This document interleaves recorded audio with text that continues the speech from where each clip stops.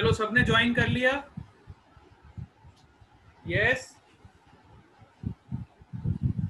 Everyone has joined the meeting? Yes.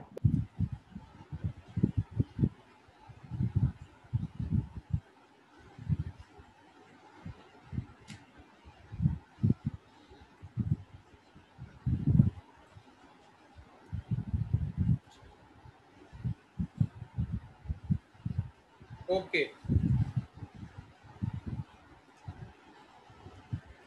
अभी कोई बचता है तो बता दो।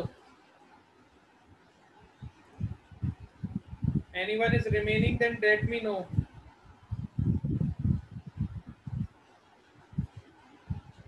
यस, चलो ठीक है। सो हमने क्या किया, एक्सेलरेशन अगर कांस्टेंट है, एक्सेलरेशन अगर यूनिफॉर्म है, then it will come out of the integration sign. So we have to integrate dt from 0 to t। ये आपको पता चलना चाहिए, बहुत सारे स्टूडेंट्स को पता ही नहीं चलता है कि एक्सेलरेशन इंटीग्रेशन के बाहर क्यों आ गया। एक्सेलरेशन इंटीग्रेशन के बाहर तभी आएगा जब आपका एक्सेलरेशन कांस्टेंट है। अगर acceleration is a function of time तो आप इसको इंटीग्रेशन के बाहर नहीं निकालोगे। ठीक है, we will discuss some more numericals, then you will get the proper insight of this. But अभी के लिए आपको इतना समझना है कि एक्सेलरेशन जब कांस्टेंट है तो वो इंटीग्रेशन साइन के बाहर आ जाएगा। हाँ, तो अब हम इंटीग्रेट करेंगे इसको, देखो, within the proper limits. So this is the definite integration. If I am integrating within the proper limits, then this is known as definite integration. हाँ, तो ये कितना हो जाएगा, integration of dv from u to v। ठीक है, अब इसको सॉल्व करेंगे। देखो, dt का इंटीग्रेशन क्या होता है बताओ? Integration of dt is what? t। dt का इंटीग्रेशन क्या होगा? t। लिमिट्स रखोगे यहाँ पे from 0 to t,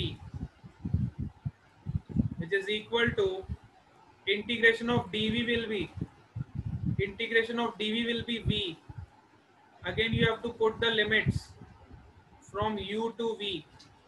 You have to put the limits from u to v.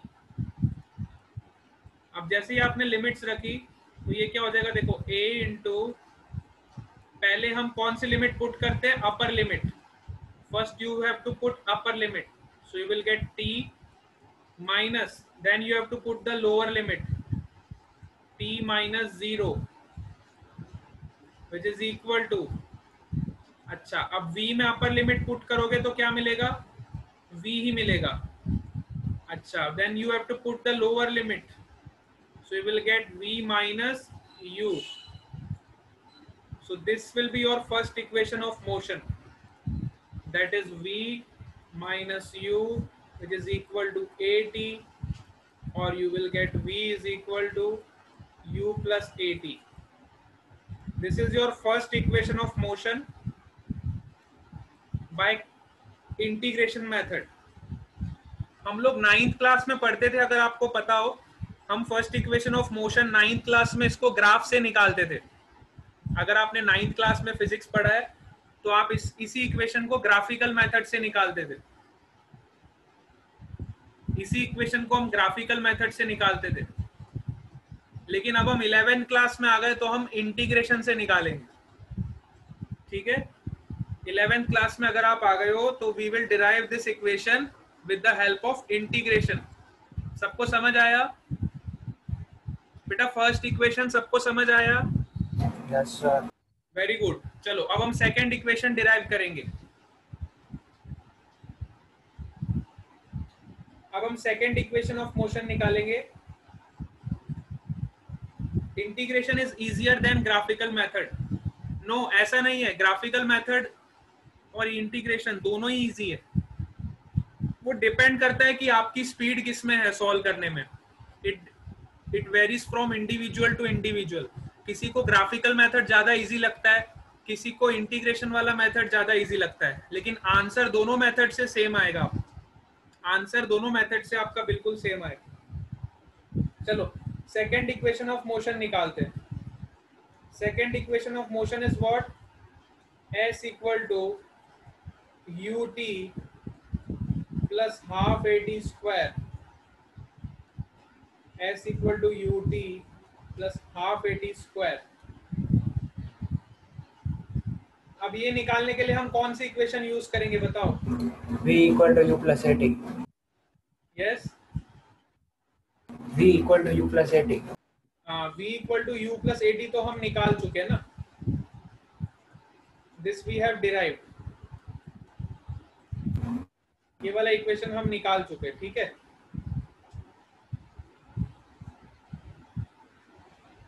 अच्छा, v को मैं क्या लिख सकता हूं? Now I can write v like this, ds upon dt, ds upon dt, और you can write dx upon dt। x लिख दो, ज्यादा अच्छा रहेगा, वॉट एवर यू वॉन्ट। मैं यहाँ पे x लिखता हूँ। हम वेलोसिटी को क्या लिख सकते हैं? dx upon dt which is equal to u plus at। Now again देखो मैं क्या करूंगा, dt को उधर ले जाऊंगा क्रॉस मल्टीप्लाई करके, dt को मैं क्रॉस मल्टीप्लाई करके राइट साइड ले जाऊंगा, तो ये क्या हो जाएगा? dx is equal to u plus at into dt into dt. Now integrating both the sides. Now integrate both the sides within the proper limits. ठीक है, integrating both the sides within the proper limits. What I will get? Yes, अब इसको integrate करेंगे। देखो limits कहाँ से कहाँ लगाऊंगा? Let x is varying from 0 to s, 0 to s, and time is varying from 0 to 0 to t. t. Very good. Limits आपको पता होना चाहिए। देखो लिमिट्स जब आपको पता होगा then you have to simply integrate this. So अब dx को इंटीग्रेट करोगे तो क्या मिलेगा? You will get x within the proper limits from 0 to s, which is equal to, here you will get what? u dt, u into dt plus at dt, at dt, दोनों को मैंने individually open कर लिया। u into dt, this is your first term, and at dt is your second term. Now integrate this. So u तो constant है, तो integration के बाहर आ जाएगा। Integration of dt from 0 to t. Here you can see that acceleration is constant, so it will come out of the integration. So you have to integrate t dt from 0 to t. ठीक है, अब देखो इसको solve करते हैं। तो ये क्या हो जाएगा? First you have to put the upper limit. Upper limit रखोगे तो ये क्या होगा? s minus, then you have to put the lower limit s minus 0, which is equal to u into integration of dt will be t within the proper limits from 0 to t. Limits हमेशा ध्यान से put करोगे क्योंकि ये बहुत important होता है, हमेशा लिमिट्स का ध्यान रखोगे। Plus acceleration is constant, integration of t की power 1 dt।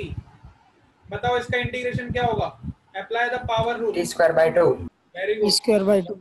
t square upon 2, T square. very good.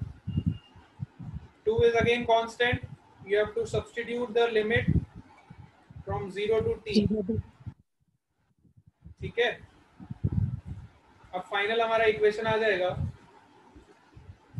s is equal to ut plus half at s square. equal to u into, substitute here upper limit, ऐसे आपको इसलिए बता रहा हूं ताकि आप याद रखोगे। Then substitute lower limit plus a by 2,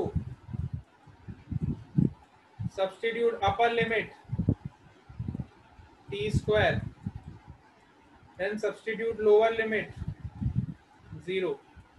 So this will be your equation. s equal to ut plus half at square, ut plus half at square. अच्छा, स्कूल एग्जाम में पूछ लेते कई बार, है ना, derive the equation of motion by using calculus method और by using integration. तो आपको ऐसे डिराइव करना पड़ेगा। अगर स्कूल एग्जामिनेशन में इस तरह का कोई क्वेश्चन आएगा तो आपको तीनों इक्वेशन ऑफ मोशन डिराइव करके दिखानी पड़ेगी। 5 मार्क्स में क्वेश्चन आता है ये। स्कूल एग्जाम्स में 5 मार्क में क्वेश्चन आता है इस टाइप का। बोर्ड में आता है? बोर्ड में, हाँ बोर्ड में, बोर्ड कहाँ होता है, 11th में थोड़ी बोर्ड होता है। 12th में ये नहीं आता ना? 12th में आपको डायरेक्टली ये नहीं आएगा, लेकिन इनडायरेक्ट वे में आप इसको यूज करोगे इन सॉल्विंग द क्वेश्चंस, ठीक है। 11th में आप जो भी पढ़ रहे हो, देखो मैं फिर से बता रहा हूँ, 11th में आप जो भी कंसेप्ट पढ़ रहे हो ये सब आपको 12th में किसी ना किसी फॉर्म में काम आएंगे क्वेश्चंस को सॉल्व करने में। इसलिए आपको डेरिवेशन याद रहे कि ना रहे, लेकिन कंसेप्ट याद रहना चाहिए कि अगर इसका इक्वेशन कब होगा, जब हम यूनिफॉर्म एक्सेलरेशन की बात करेंगे तो कौन सा इक्वेशन ऑफ मोशन यूज करेंगे। आपको इक्वेशंस दिमाग में होने चाहिए। डेरिवेशन चलो ठीक है, एक बार के लिए माइंड से स्लिप हो गया, नहीं पता चला, कोई बात नहीं, लेकिन जब आपके पास क्वेश्चन आता है तो क्वेश्चन देख के आपको पता लगना चाहिए कि इस क्वेश्चन में मुझे ये वाला इक्वेशन लगाना है।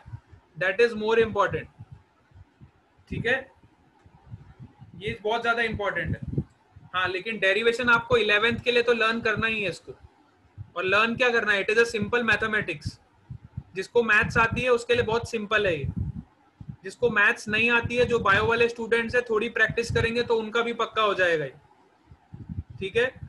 मुझे पता है बायो वाले भी हैं इसमें, तो बायो वालों के लिए थोड़ी सी प्रैक्टिस करोगे, you will definitely get it. Maths वालों के लिए क्वाइट इजी है।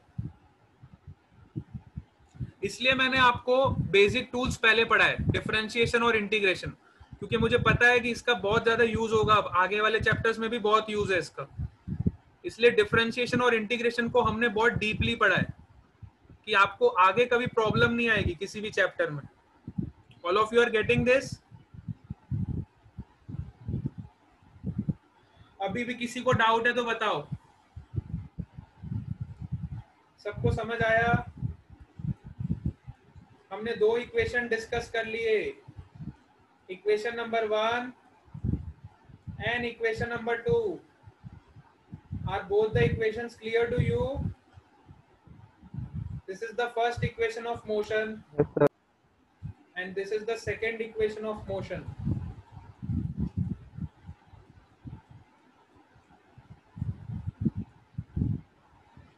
चलो अब हम थर्ड इक्वेशन ऑफ मोशन निकालेंगे।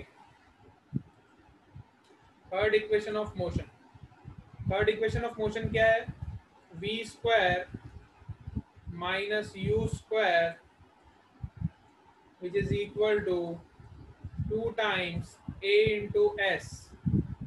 This is your third equation of motion, ठीक है।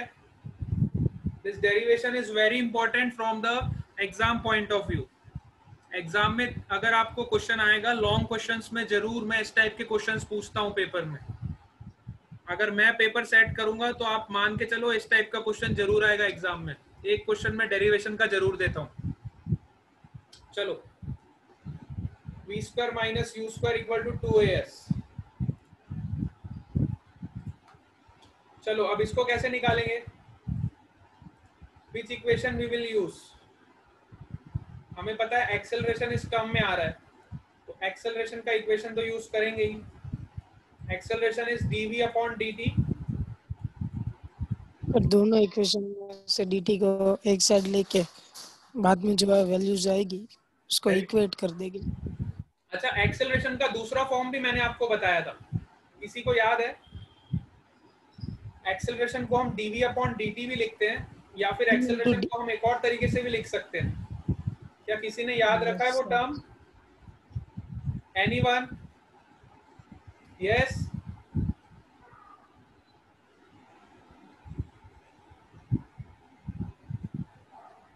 देखो मैं एक्सेलरेशन को ऐसे भी लिख सकता हूँ, भूल जाते हो आप। Double differentiation, dv upon dx into dx upon dt। Ultimately तो आपका dx dx कैंसिल होकर आपको यही टर्म मिलेगा।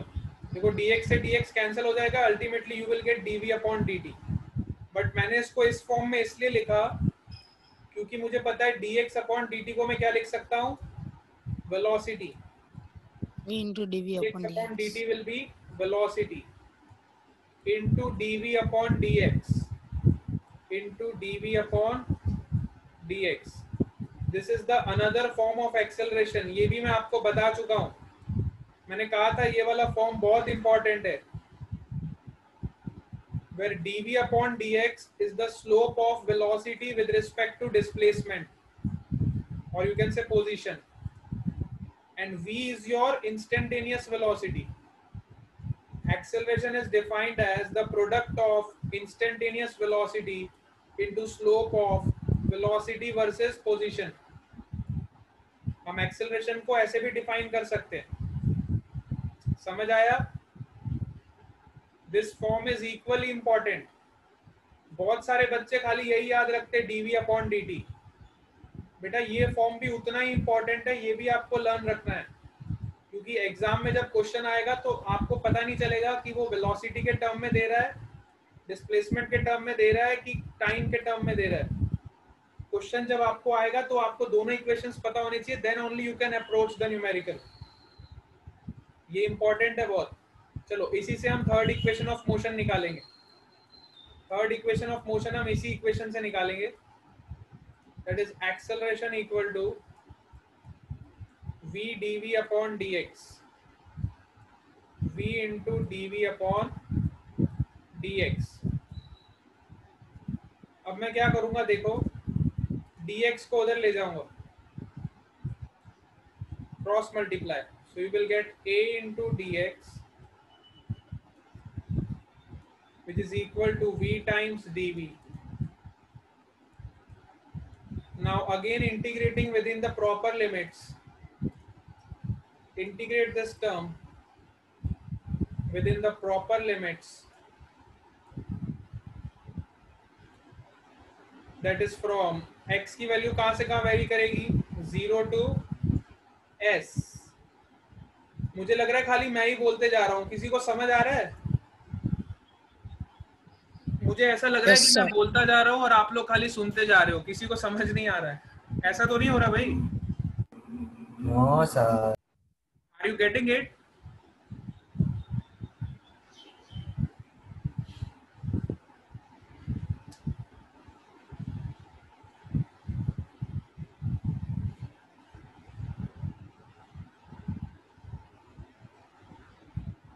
पीपी सवानी वाले बच्चे क्या कर रहे हैं? पीपी सवानी वाले बच्चों को समझ आ रहा है? एसपीबी वालों को तो आ रहा है, पीपी सवानी वाले, यस, खुशी सिंह ने रिप्लाई किया, चलो समझ आ रहा है। बाकी बच्चे, यस, मुझे लगता है एसपीबी वालों को ही समझा रहा हूं मैं, पीपी सवानी वालों को समझा ही नहीं रहा हूं, मुझे कई बार ऐसा लगता है। पीपी सवानी, यस, हाँ चलो ठीक है, अच्छी बात है, वेरी गुड। विश्वा ने रिप्लाई किया, मैत्री ने रिप्लाई किया, पूजा ने भी रिप्लाई किया, ओके, चलो समझ आ रहा है मतलब, गुड। तो हमने इंटीग्रेट किया इसको, देखो वेलोसिटी को इंटीग्रेट कहां से कहां तक करेंगे, मैत्री पटेल को भी समझ आ गया, ओके। चलो वेलोसिटी को इंटीग्रेट कहां से कहां करोगे बताओ, from initial to final. Initial velocity is u, final velocity is v। अब इसको जब आप इंटीग्रेट करोगे, अगेन आपको एक चीज दिमाग में रखनी है कि acceleration is constant, your acceleration is constant, it will come out of the integration sign. Acceleration is constant, so it will come out of the integration sign.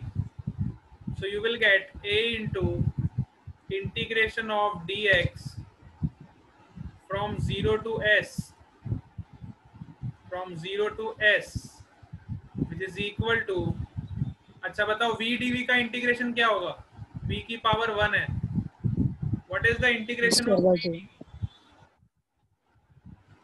बताओ, सबको आना चाहिए ये तो, अब इंटीग्रेशन हम इतना डीप में पढ़ V square by 2.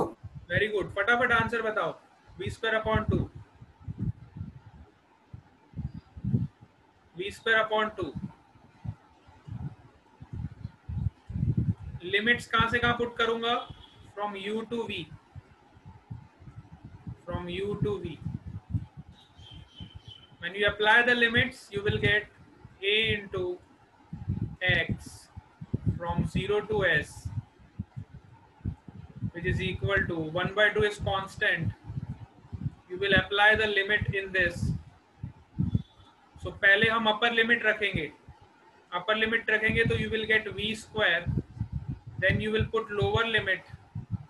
Then you will get minus u square. ठीक है. अब इसको खाली रीअरेंज करना है. So a into s, a into, यहाँ पे भी ऐसे ही करोगे. पहले अपर लिमिट पुट करोगे, you will get s minus 0. फिर लोअर लिमिट पुट करोगे, you will get 0, which is equal to half of v square minus u square. बहुत बेसिक से मैंने आज आपको बता दिया है. इसके बाद मुझे नहीं लगता किसी को कोई डाउट आएगा. 2 times as, which is equal to v square minus u square. This is the third equation of motion. This is the third equation of motion. क्या तीनों इक्वेशंस आपको क्लियर हो गई? सबको? Yes, all of you clear with this 3 equations? Very good. Yes, sir. अब आज का आपका होमवर्क क्या है? देखो, न्यूमेरिकल वाला होमवर्क तो मैं दूंगा ही आपको, बट उसके अलावा आपको एक्स्ट्रा वर्क में क्या करना है? Derive all these equations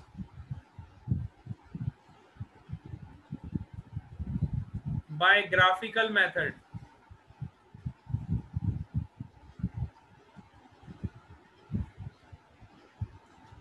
Derive all these equations by graphical method. Calculus से तो हमने कर ली, इंटीग्रेशन से आपने कर ली. आपको होमवर्क में इसको ग्राफिकली डिराइव करना है. पहले ग्राफ बनाओगे और फिर ये तीनों इक्वेशन डिराइव करोगे. सबका होमवर्क होना चाहिए ग्राफ ड्रॉ करके फिर तीनों इक्वेशन डिराइव करना है. It is very important. तो आपको दोनों मेथड्स आ जाएंगे, इंटीग्रेशन भी आ जाएगा और ग्राफिकल मेथड भी आ जाएगा.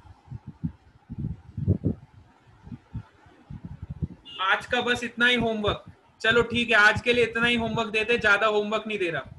जिसका पेंडिंग होमवर्क है वो कंप्लीट कर लेंगे. आज मैं आपको इतना ही होमवर्क दे रहा हूं. जिसका पेंडिंग है वो कंप्लीट कर लेंगे पुराना homework.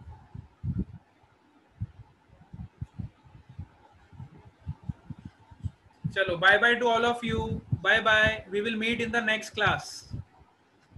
Radhe Krishna, Radhe Krishna. Okay, Radhe Krishna. Bye bye.